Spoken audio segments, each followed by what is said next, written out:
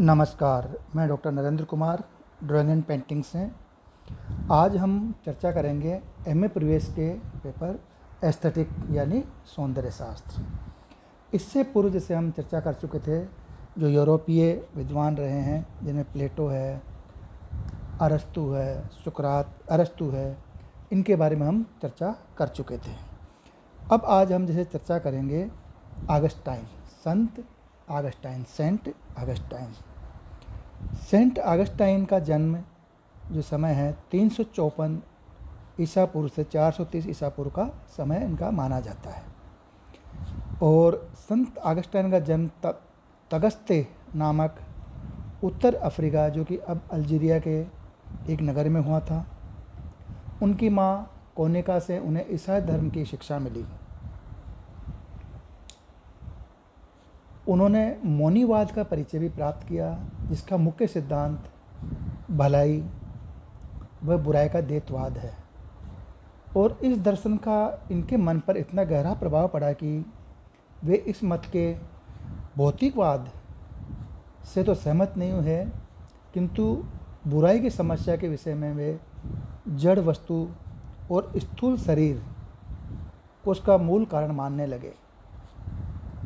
बाद में मौनीवाद छोड़कर वे फिर अकादमीय संदेहवाद के अनुयायी हो गए और फिर आगे चलकर उन्होंने संदेहवाद भी त्याग दिया। इस प्रकार जैसे उनके प्रारंभिक जीवन का जो दृष्टिकोण रहा,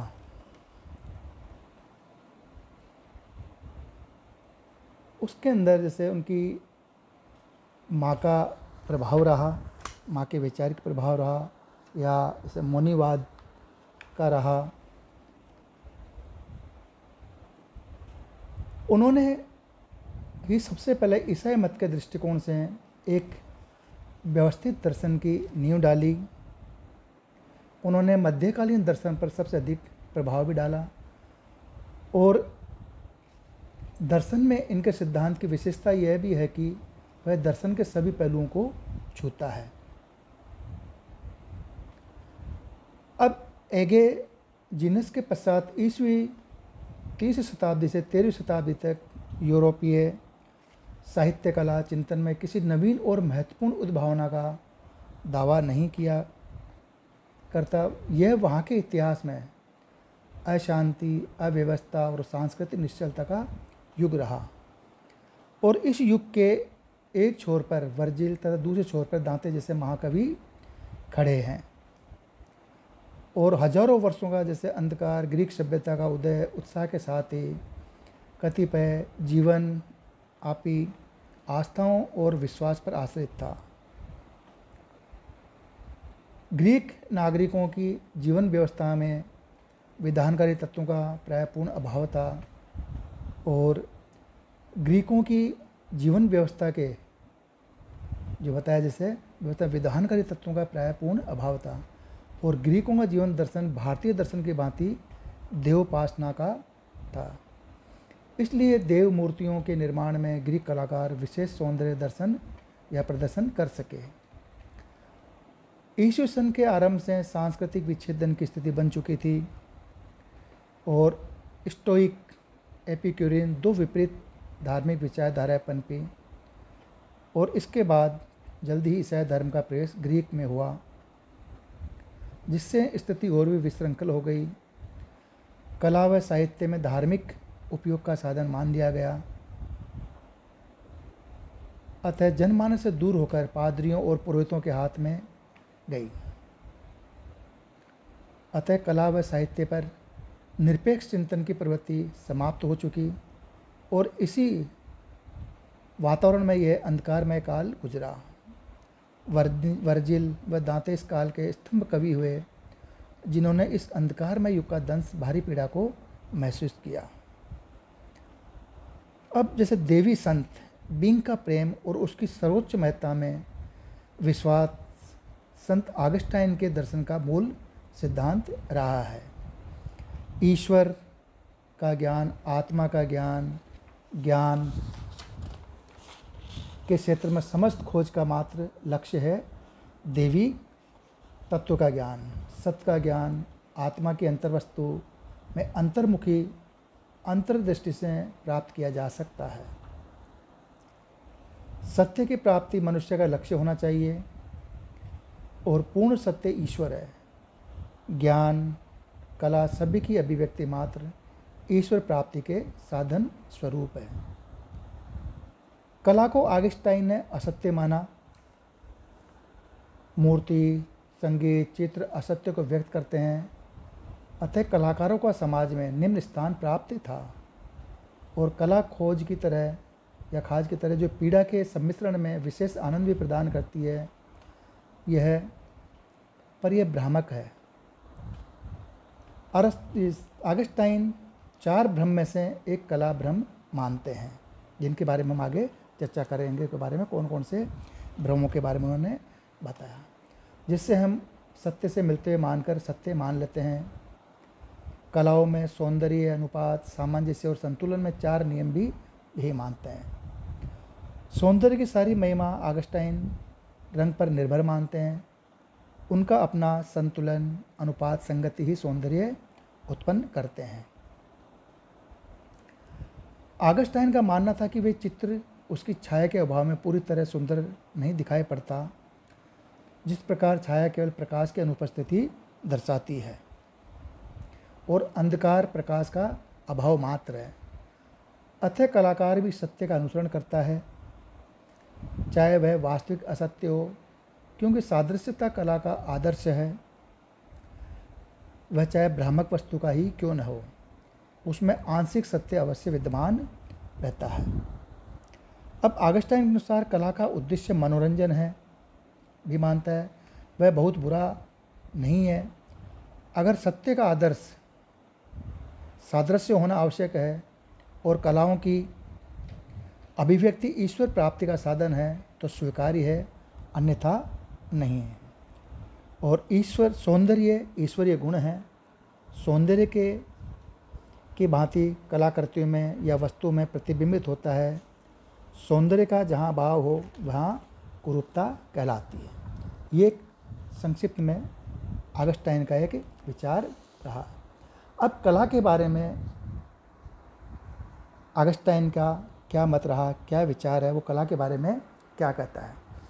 अपने प्रारंभिक काल में ऑगस्टाइन ने ईसाई धर्म के, जैसे मैं इससे पूर्व बताया, ईसाई धर्म के प्रभाव के कारण कलाओं को, विशेष तरह ललित कलाओं को हवा और धुआं कहकर विलासितापूर्ण असत्य कहा था। जिस प्रकार इनका प्रभाव क्षणिक है, उसी प्रकार कला का भी क्षणिक प्रभाव संत ऑगस्टाइन मानते हैं। वो कहते हैं प्लेटो के समान ही कलाओं को भ्रामक यानी भ्रमात्मक कहकर निंदा की। वो कहते हैं जो कलाएं व्यक्ति को भ्रमित करती है, तो वो उनकी भी प्लेटो के समान ही उसकी वो भी ऑगस्टाइन भी उनकी निंदा करते हैं।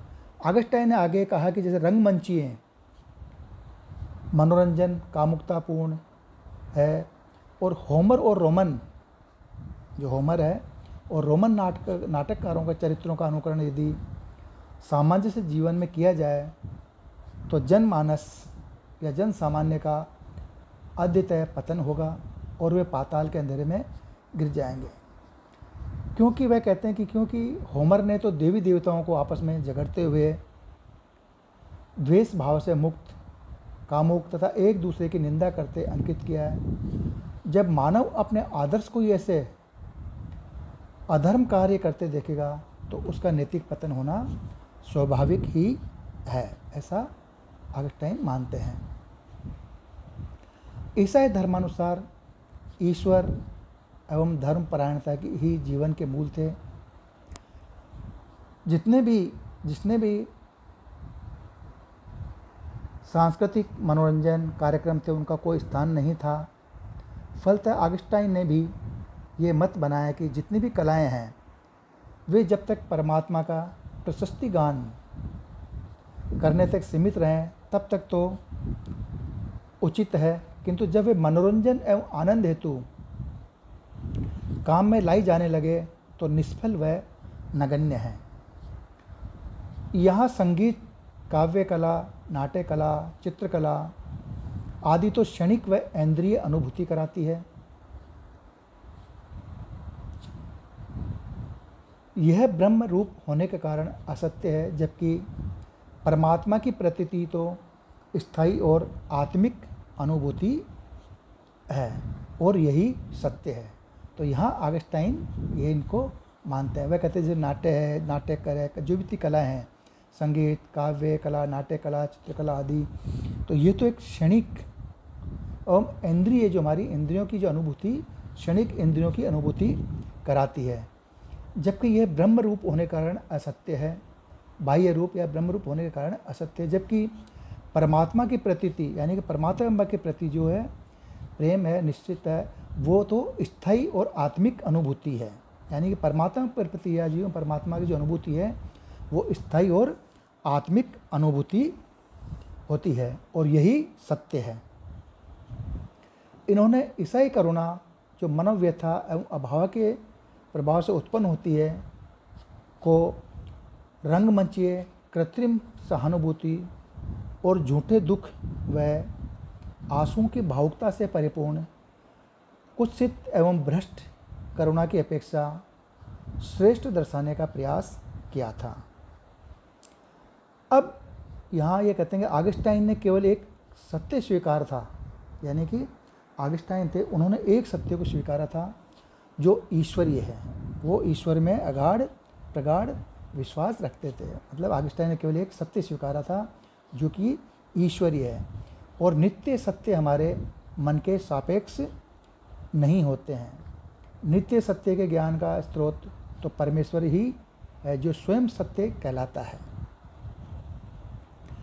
मानव मन से प्राप्त हुए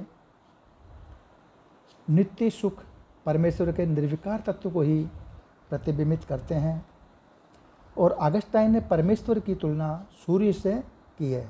वे कहते हैं जैसे सूर्य भौतिक वस्तुओं पर प्रकाश डालकर उन्हें आँखों हेतु दृश्यमान बनाता है, उसी प्रकार परमेश्वर हमारी आत्मा को प्रबुद्ध कराता है, जिससे हम नित्य सत्य को ग्रहण कर सकें। और इसी आधार पर उन्होंने एक अन्य बात स्वीकारी कि जिन वस्तुओं का ज्ञान अनुभूति के आधार पर होता है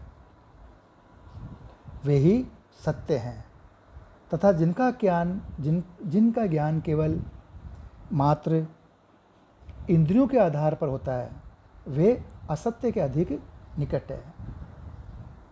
ऑगस्टाइन के मतानुसार मनुष्य की संरचना में आत्मा तथा शरीर दोनों का ही समान योगदान है।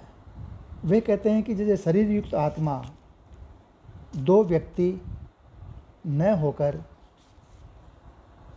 एक ही होते हैं। ऑगस्टाइन का इंद्रिय ज्ञान के प्रति दृष्टिकोण भी बहुत कुछ प्लेटो के समान ही माना जाता है। उनके विचार में भौतिक विषय मानवीय ज्ञान के समुचित एवं यथार्थ विषय नहीं है, और इसका कारण है न केवल वे विषय अपितु उनको ग्रहण करने वाली इंद्रियां भी निरंतर परिवर्तनशील है। इंद्रिय ज्ञान यानी कि इंद्रियों का ज्ञान संवेदों पर आश्रित होने के कारण निम्न तक स्तर का ज्ञान उन्होंने माना, और संवेदन हमें तभी प्राप्त होते हैं जब आत्मा किसी न किसी इंद्रिय को ज्ञानोपकरण के रूप में प्रयुक्त करती है। जब भी आत्मा की क्रियाशीलता का अतिरिक्त किसी इंद्रिय विशेष की ओर होता है तब हमें उस इंद्रिय से संबद्ध संवेदों की प्राप्ति होती है। तो इस प्रकार यहाँ पे जो प्लेटो या ऑगस्टाइन का, संत ऑगस्टाइन का जो मत है वो कहता है जो आत्मा का ज्ञान है वो हमारे इंद्रिय जो भौतिक ज्ञान से हैं वो श्रेष्ठ होता है, वही सत्य के अधिक निकट है, वही सत्य माना गया है। धन्यवाद। इससे आगे हम अगले उसमें चर्चा करेंगे।